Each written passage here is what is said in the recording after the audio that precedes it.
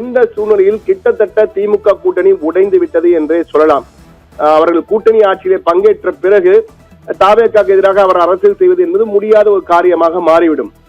இடதுசாரிகள் போன்று ஆதரவை வெளியிலிருந்து தெரிவித்தால் அதற்கு ஒரு பலன் இருக்கும், ஒரு அர்த்தம் இருக்கும். ஆனால் கூட்டணி ஆட்சியில் அவர்கள் பங்கேற்று விட்டதால் கூட்டணி அரசினை எதிர்த்து அவர்களால் செய்ய முடியுமா என்பது மிகப்பெரிய ஒரு குழப்பம் ஏற்பட்டிருக்கிறது. ஆனால் காமன் மினிமம் புரோகிராம் போல CMP என்று அழைப்பார்கள். இது போன்று கூட்டணி ஆட்சிகள் அமைக்கப்படும் பொழுது குறைந்தபட்ச செயல் திட்டம் என்று ஒன்று உருவாக்கி அதன் அடிப்படையிலே செயல்படுவார்கள். அது போன்று ஏதேனும் செயல் திட்டத்தை தாவேகா எடுத்து வரப் போகிறதா என்பதை பொறுத்திருந்தான் பார்க்க வேண்டும். ஆனால் தற்போதைய நிலையிலே ஒரு விடயம் மிக தெளிவாக தெரிகிறது. தமிழகத்திலே அரசியல் தலைகீழாக மாறிவிட்டது. இருதுருவ அரசியல் என்பது இனிமேல் இல்லை. இனி 3 துருவங்கள் அரசியல் தான் இருக்கிறது. அடுத்ததாக தற்போது விசிக ஒரு பதிலடி கொடுத்திருக்கிறது. அதாவது விசிக SS பாலாஜி இருக்கிறார், முன்னாள் MLA. தற்போது ராசாவினுடைய பழைய பதிவிற்கு அவர்கள் தற்போது ட்விட்டர் யுத்தம், அதாவது எக்ஸ் பதிவு யுத்தம் தொடங்கிவிட்டது என்று கூறலாம்.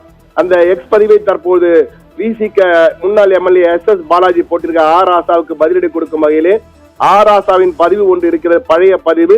அந்த பழைய பதிவுக்கு தற்போது பாலாஜி கொடுத்திருக்கும் பதிலடி என்னவென்றால், அதிகாரம் எளியவர்க்கு அதில் என்ன ஆத்திரம், ஆற்றாமையால் அள்ளி வீசும் அவதூறுகள் அசைத்திடாது அமைதியாய் கடப்பது அநாகரிகம் தவிர்க்கவே, அநீதி தொடர்ந்து அனைத்தும் உரைத்தால் அணைக்க முடியா அனலில் தகித்து போவீர் என்று பயங்கர பதிலடி என்பார்களே, அப்படி ஒரு பதிலடி ராசாவின் கருத்துக்கு பதிலடி கொடுத்திருக்கிறார் விசிக SS பாலாஜி.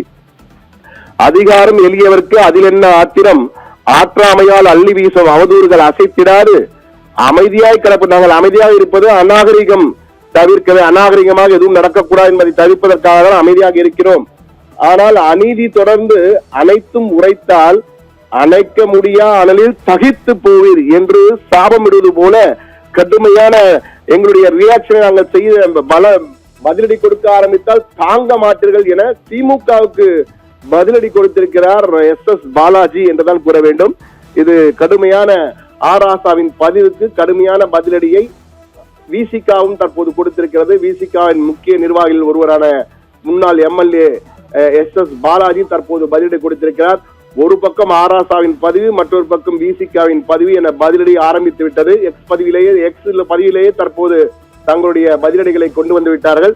ஆனால் இரு தலைவர்களும் இனி நிச்சயமாக உரிய பதில்களை கொடுப்பார்கள் என்று எதிர்பார்க்கலாம். ஆனால் கிட்டத்தட்ட இது 2 கூட்டணி, திமுக கூட்டணி உடைந்தது என்பதை சொல்லாமல் சொல்கிறது என்பதை தான் தற்போது நாம் பார்க்கிறோம். ராசாவின் பதிவுக்கு பதிலடி கொடுத்திருக்கிறது விசிக என்பது நிச்சயமாக இந்த கூட்டணி தொடரப்போவதில்லை என்பதையே எடுத்து காட்டுவதாக நாம் பார்க்கலாம். அந்த அளவுக்கு தான் பதிலடி இருக்கிறது. அதாவது அமைதியாக கடப்பது அநாகரிகம் தவிர்க்கவே என்று குறிப்பிட்டு, அநீதி தொடர்ந்து அனைத்தும் உரைத்தால் அணைக்க முடியா அனலில் தகித்து போவீர் என்று விசிக SS பாலாஜி தற்போது பதிலடி கொடுத்திருக்கிறார்.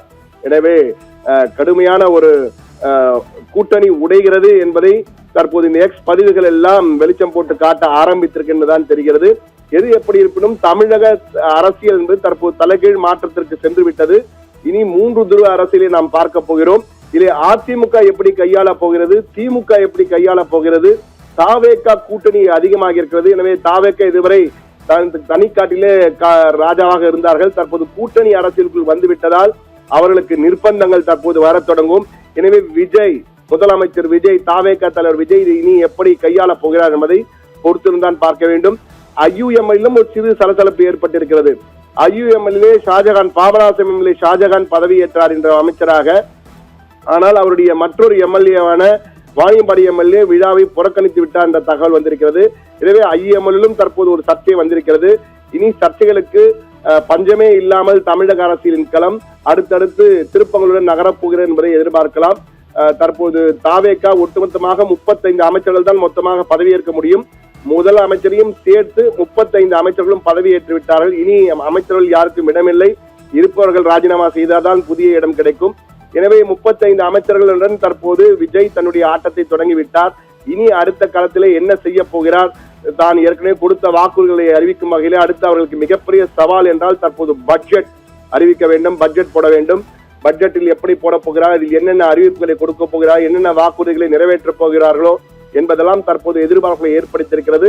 இது ஒரு பக்கம் என்றால், மறுபக்கத்திலே அரசியல் களம் சூடுபிடிக்க தொடங்கி இருக்கிறது.